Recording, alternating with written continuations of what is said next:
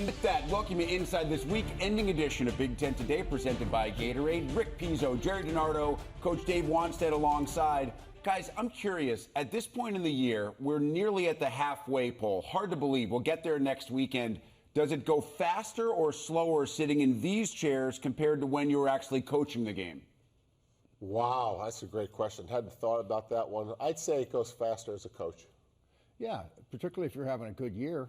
Yeah, right. A little bit less stress, though, when you're on this side of the desk as opposed to walking the sideline. So as I mentioned, Rick, let me just say, we became experts when we quit coaching, okay? We're geniuses, okay? Because you can always question what everybody else does. I would have never, ever possibly done that. Next weekend is Week 7. That's the halfway point. But this weekend, Week 6, as we look at the big board, and it actually gets started on Friday night with Michigan State, Oregon. We have a triple header here for you on the Big Ten Network. We have Purdue, Wisconsin to start, unbeaten Indiana and Northwestern in the middle window, USC, Minnesota late at night. We'll dive into all of those games coming up in a little bit. But we're going to start chronologically. We start with Friday night. It's Michigan State. It's Oregon. It's under the lights for the Ducks. And it's an Oregon offense, Jerry, that I would say first couple of weeks of the season was a little bit underperforming, maybe trying to find its footing. I understand they haven't played the toughest competition defensively the last couple of weeks, but they look more like, I think, the Oregon offense that we expected at the start of the year. Yeah, and I think it was more mental than it was physical. I just think, the off-season, everybody's promoting them. They were going to be one of the best teams. They're joining a new conference. I mean, I think there were a lot of distractions for that team. I went out and saw them, as you know, on the bus tour. They're really, really talented. So I think they were in a little bit of a funk early, and it may have been more mental than anything. Yeah, and even though Gabriel Dillon is a new quarterback, has experience, he's still new in the system. And I think as he grows, obviously, we're seeing the big plays now. I mean, if you just looked at the last couple of weeks and the plus 20 passes, plus 30, plus 40 runs and passes, wow, you say, this is Oregon. This is who they are. And that offensive line, you remember when we talked after the first week, how disappointed we were? Really not just the first week, right? The first 2 weeks. Really, that offensive line really didn't look good. Giving up sacks and stuff. I mean, it seems like, hey, no sacks last week. UCLA, 0 sacks against Oregon. If they didn't have those 2 touchdowns on special teams, they would have lost that game the second week of the season, I think. Interesting coaching matchup. I think anytime Joe Rossi's running your defense, you've got a chance. I mean, I just think he's one of the best in the business.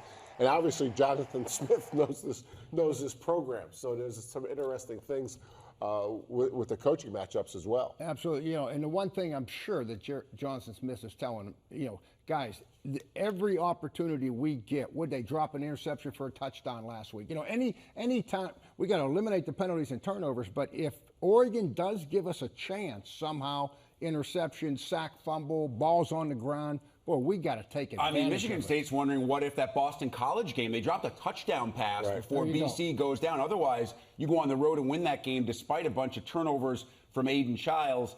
And we talk so much about the Oregon offense, Dave, that sometimes that defense gets forgotten about. This is a defense that has watched all the tape on Childs, and they're thinking, we can turn this guy over, especially inside our own stadium. Yeah, and that's where Dan Lenning, Dan Lenning is an ex-defensive coordinator. We all know that. He's got his thumb on that defense. So as far as any run-pass option, Jonathan Smith, that he'll run a little bit of that with the quarterback, they're not going to be fooled by anything.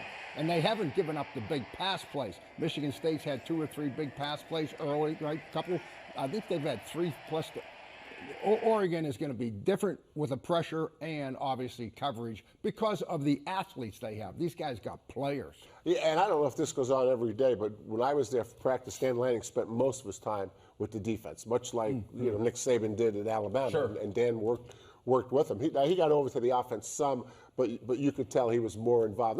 Not that he was coordinating it, but he was just kind of coaching a lot of different positions, more on the defensive side than the offensive side. And how about the stretch for Michigan State out of the frying pan into the fire, right? You get Ohio State and Oregon on back-to-back weeks. I know there's nothing Jonathan Smith could do about the schedule, but it certainly impacts the way that your team feels about itself after a couple of games like this in back-to-back weeks. And think about the Maryland game. I mean, that was a big win. I mean, it was a big win then. Now, as you look at the schedule, you know, that's a huge win. I mean, Maryland's struggling, and Michigan State got off to a fast start. Got to run the ball. Got to keep the football away from Oregon somehow, some way. You know? If this game gets in the 40s, I think you have no you chance. got to slow it down somehow and not stub your toe when you're in the process of doing it. You know, Michigan State's not an up-tempo team. You know, they're a pro-formation team. And again, Joe Rossi and is it Brian Lindgren, you know, running the offense.